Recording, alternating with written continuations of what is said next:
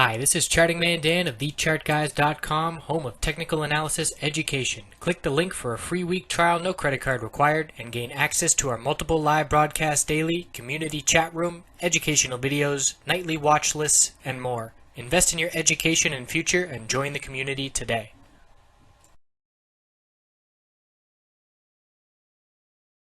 Hey everyone, looking at gold and some of the miners, daily, weekly, shorter term time frames. So the past few days, gold has been rejecting from the 200-day moving average resistance, 1261.81. The 10-day moving average resistance is dropping down as well.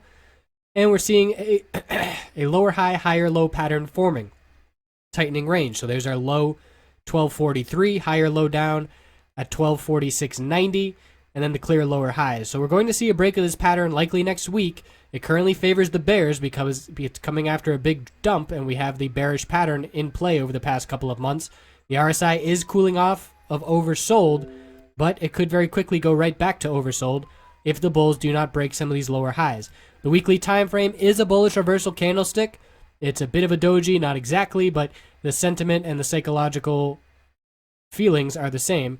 And if we see a nice green week next week, we will confirm that and look for a move to the 200-week resistance of 1279.33.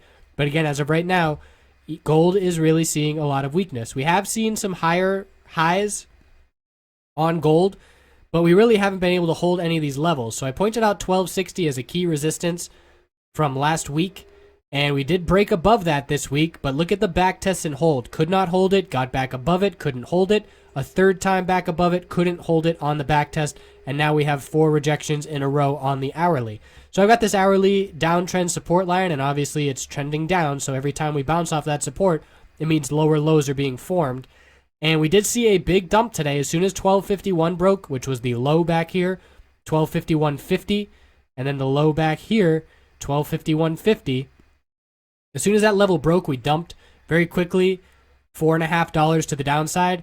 But then the bulls showed up and bought that dip in a big way, and we ran all the way up to 1260. So it looked like the bulls were going to turn things around, gather some momentum to the upside with this very strong $13 bounce. But by the end of this hourly candlestick, the bears had stepped back in, big upper wick, and each candlestick following it, big upper wick. And here we are defending 1252 support, then looking at 1247, then looking at the low of the dump, 1243. And unless the bulls can turn 1260 into some solid support, break this downtrend resistance line from the longer-term lower high pattern, then the bears will remain in control.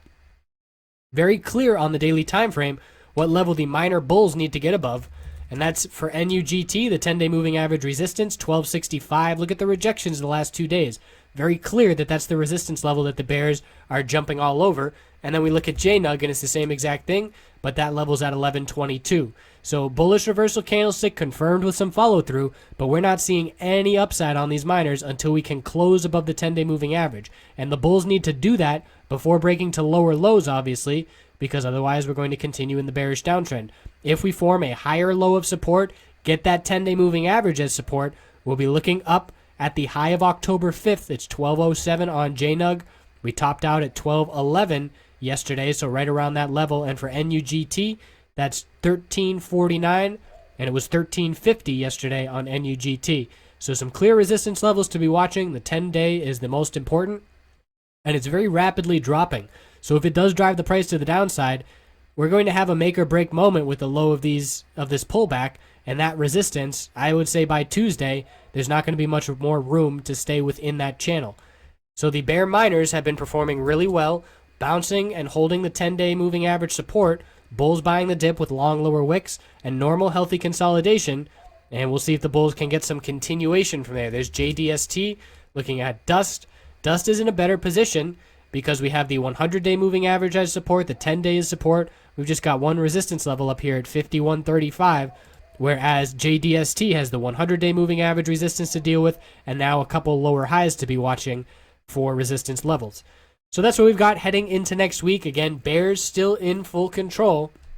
A couple of fake outs where we did turn things around, but at this point, without 1260 as established support holding on back tests, the bulls really don't have much momentum at all to the upside. So we'll keep checking back in. I hope you have a great weekend. Thanks for all the likes and the shares. They make a difference. And we'll check back in on Monday and see if the bulls can get that 10-day moving average as support on the bull miners. Have a great night.